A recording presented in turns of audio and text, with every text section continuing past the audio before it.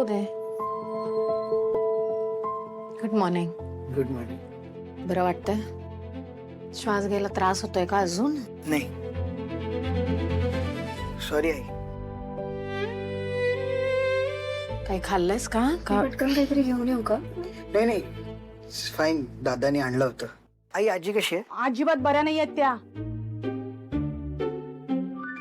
बाहेर थांब.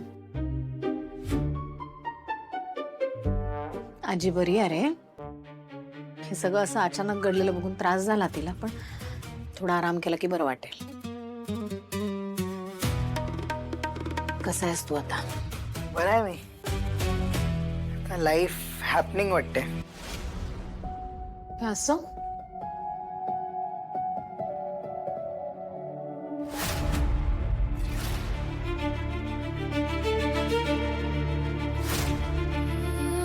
कुणी आलं होतं का अजून इथे?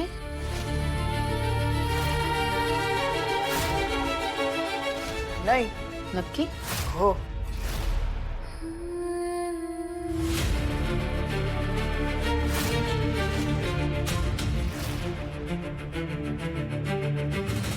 कारण आमच्यापैकी कोणीच असं वापरत नाही ना. आई अगं, त्या नर्स वगैरे आत बाहेर करत असतात ना, त्यांच्यापैकी कोणाच तरी असेल. जॉब सोडला. काय? जॉब सोडला असा अचानक? मी आकाशशी बोलते. थांब. नाही नको, दादाला नाही माहित अजून. असं कसं नाही माहित? तो बॉस आहे ना, मग त्याला कसं नाही माहिती? मम्मी अगं, कंपनी एकट्या आकाश दादाची नाहीये, त्याचा एक पार्टनर पण आहे. मग तो चांगला माणूस नाहीये का? त्रास देतोय तुला? मी आकाशला फोन करते. मम्मी जय खानोलकर आहे. तो सोन्या, गौतमचा भाऊ? हो, आकाश दादाला कंपनी सुरू करायसाठी त्याने हेल्प केली आणि मी त्याच्या कंपनीत काम करते. तुम्हाला आवडलं नसतं आणि मला सुद्धा नाही. कसं बोलला तो काल? एवढं काय बोलली होती मी? काय गरज होती आपल्या परिस्थितीबद्दल आणि आपल्याबद्दल असं बोलायची? काय समजतो काय तो स्वतःला? मी बोलली होती ना आधीपासून, एक नंबरचा शायनर आहे तो. नुसती शायनिंग मारत फिरत असतो असा केसाचा कोंबडा करून.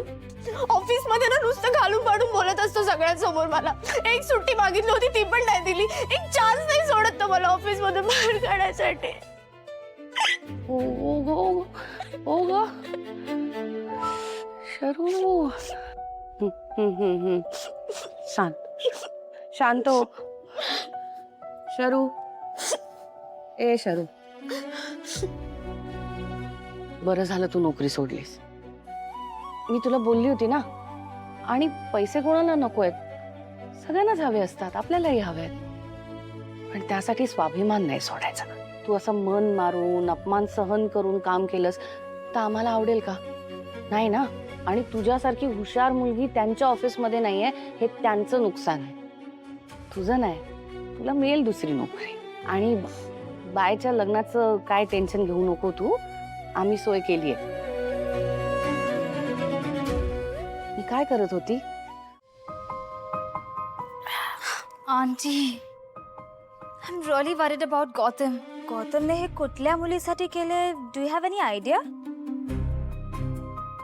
या विषयावर पुढे चर्चा अजिबात करायची नाही, ठरलंय ना? बट आता माझं लग्न ठरलंय गौतमशी, so I have all rights to know ना. आंटी, गौतम इतका स्ट्रेस्ड आणि डिप्रेस दिसत असताना मी हॅपी कशी राहू? So painful. त्याचे असं कसं झालं? I just want to know. I've always seen him happy, तो नेहमी असं हॅपी राहायचा. पण आता he's become so lifeless. I just want to know who's that girl.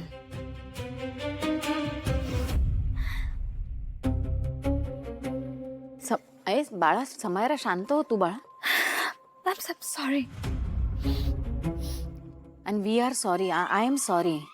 गौतमच्या आयुष्यात अशी दुसरी कोणी मुलगी आहे हे आधी माहिती असतं तर तुझं लग्न नसतं ठरवलं मी त्याच्याशी.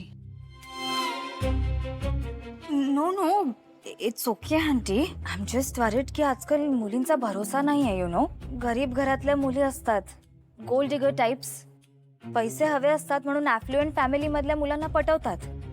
हे सगळं ट्रेंडिंग आहे आता. But aunty tell me one thing, त्या मुलीचं गौतमवर खरंच प्रेम असतं, ट्रू लव्ह, तर ती त्याला हॉस्पिटलमध्ये भेटायला आली असती ना. But she didn't. Aunty, Gotham is so lost. I can see that. You can see it, right?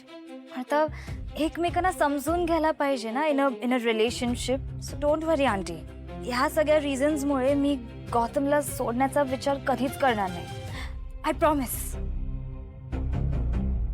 तू खूप चांगली शहाणी मुलगी आहेस, समजूतदार आहेस.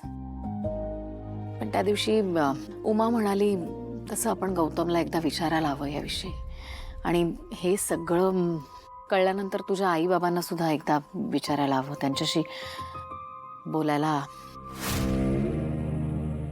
पण आत्ता झालाय ना गौतम, जरा लेट हिम सेटल. मग मी भेटणार आहे आई बाबांना. Yes aunty, you are absolutely right. He needs rest आणि त्याला मेंटल पीस पण हवाय. आय विश ती मुलगी कोण आहे हे कळलं असतं. कळेल. हा, कळेल ना आपल्याला. तुम्हाला नाही माहिती म्हणजे कोणालाच नाही माहिती आहे. एनिवे,